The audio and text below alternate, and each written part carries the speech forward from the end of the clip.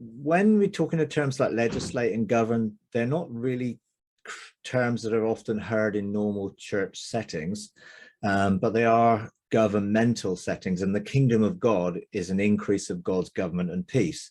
So to govern something is to rule in an area that you have responsibility for. So in your own life, that's your life and the spheres of governmental authority that God has given you. And one of those can be family.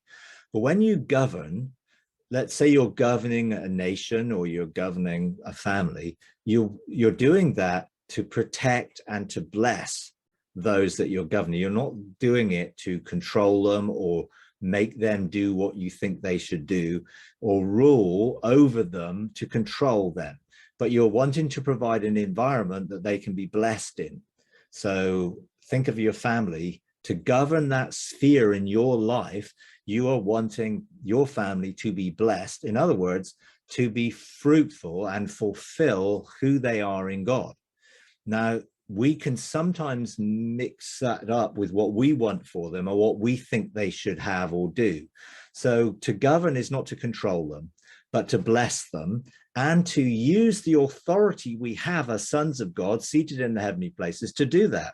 So we can make declarations of blessing over their lives. We can decree provision and protection. You can engage the angelic realm to send angels to protect them. You can also engage their own angels to cooperate with protection for them and for the blessing of them. So there's very practical things you can do. To legislate is to use laws or legislative authority. So if God gives you a mandate to do something, you can use the authority of that mandate to do something in someone's life, whatever that might be. But what we can't do is, again, we can't make laws to control people or families or nations.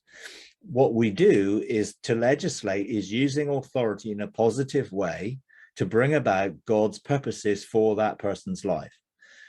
So yes, I can use the law of love to legislate out of, to bring about the maybe a family member or a friend would experience the love of God, and I can demonstrate that love myself, which would be unconditional love. And this is the key. We need to provide an environment where our family are free to be themselves and we accept them and love them as they are. But within that context, our acceptance and love for them is also wanting to release the best for them, which may not be the situation they're in right now, but we can't control them. We need to operate in the right spirit with the right heart and not try and manipulate them to be different or do anything negative. So everything really is about helping people and family members to be blessed and enter into the fullness of the blessing that God has for them and to awaken to the reality of their identity in God. And we can do that in simple ways of decrees and declarations and angelic engagement. But we can also engage with them themselves, and we can demonstrate to them that we have their best interests at heart and we want the best for them. And we're not going to tell them what to do, but we can encourage them. You see, there's a Bible verse that says in Proverbs, bring up a child in the way they should go and they won't depart from it. Now, that has been misused, that Bible verse, to mean that if we teach them about Christian things or we teach them about God, then they won't depart. It is teaching them or encouraging them to discover who God created them to be, their identity and the particular personality, redemptive gift that he made them to have, and helping them discover themselves, so that if they discover themselves, well, they're not going to depart from it. They're not going to try. We don't want them to follow a path that we've set for them. They want to follow the journey that God has for them. So it's always encouraging people to discover who they are in God. And yes, there can be court cases done that maybe to help remove some legal right that may be in the family to restrict or hinder or to bring poverty or bring death or sickness and disease. And there can be practical things we can do as led by the Spirit.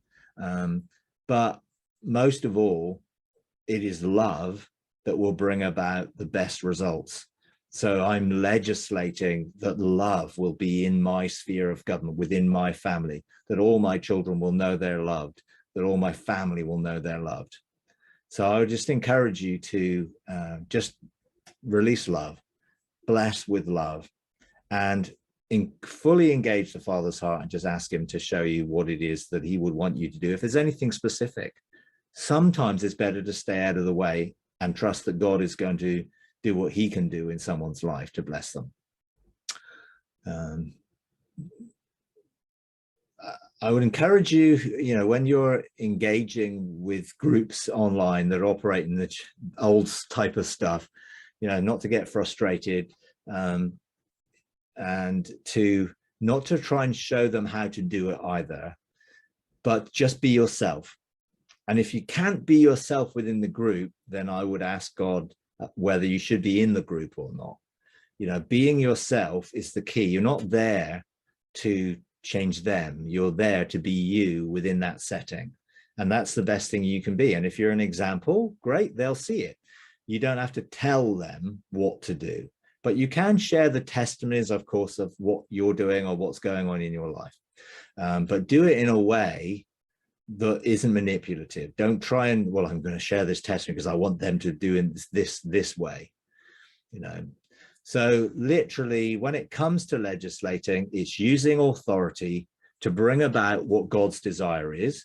When you're governing, you're bringing the God's kingdom rule into the situations that you have responsibility for. Make sure you don't go beyond the boundaries and the limitations of the jurisdiction of your area of government. It's like we need to be aware of the limitations of the area of jurisdiction. See, the UK laws do not apply in the US, and US laws do not apply in the UK because they have their own area of jurisdiction. So make sure you stick to the area of jurisdiction that you have and don't go beyond it, because that's where your authority lies, and your authority is always to bless. Well, hopefully that's been helpful. I do have within the Engaging God program quite a number of legislative things. There is a statute book which has laws within it that actually give you the permissions, and laws are permissive, not restrictive. You're always bringing the positive. You're releasing someone into the good things, freeing them from the things that are restricting them. All of that is positive. It's always a positive thing when we come to government and legislation. Thank you for watching our YouTube channel. We really appreciate you taking the time.